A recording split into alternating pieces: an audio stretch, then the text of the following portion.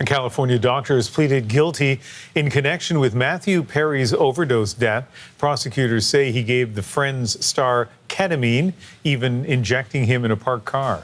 Steve Futterman is outside the courthouse in Los Angeles. And Steve, tell us what happened inside the courtroom today.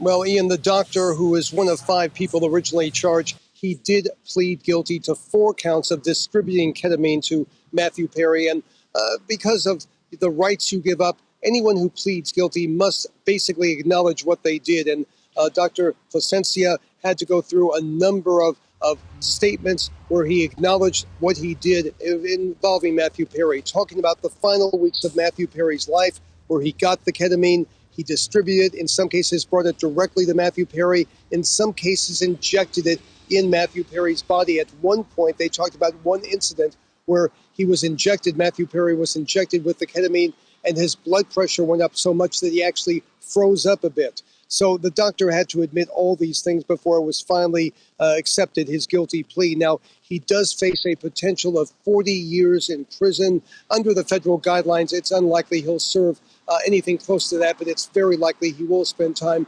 behind bars. Now, as we mentioned, originally 5 people were charged. 4 of those people have now pled guilty. 1 person remains facing trial. That is a woman, allegedly a drug dealer, nicknamed by prosecutors as the ketamine queen. She right now is facing trial, although there still could be a deal involving her as well. As you were speaking, Steve, we saw the video of the doctor flanked by what I assume were his 2 lawyers walking sort of stiffly and quickly into court. Didn't look like he wanted to do any talking. What about afterwards? Did he talk to reporters? No, that's the same thing, Ian. That they went past the cameras. They walked quickly past. Now, he did issue a statement through his attorneys last night, and we can see some of that statement right now where he basically accepts responsibility for what he did. He has not denied doing any of this.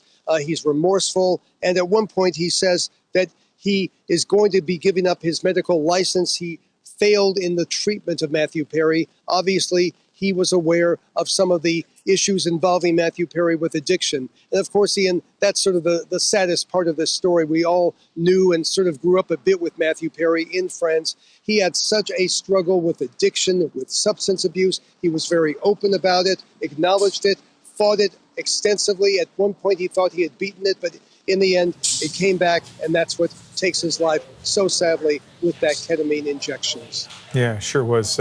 Steve, great having you on this story. Thank you. Thanks, Ian.